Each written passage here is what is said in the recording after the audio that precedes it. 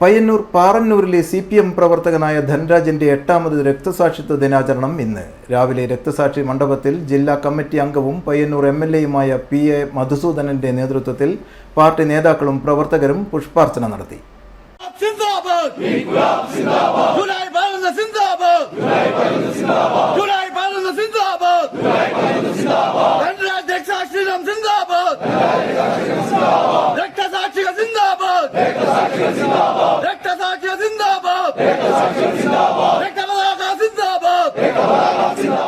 വൈകിട്ട് പാറമലിൽ നടന്ന അനുസ്മരണ പൊതുയോഗത്തിൽ CPM സംസ്ഥാന secretary MV Govindan master, MV Jayarajan, TV Rajesh ഉൾപ്പെടെയുള്ള പ്രമുഖ നേതാക്കൾ പങ്കെടുത്തു. 2016 ജൂലൈ 11 ഒരു സംഘം RSS പ്രവർത്തകർ ധനരാജിനെ വെട്ടി കൊലപ്പെടുത്തിയത്.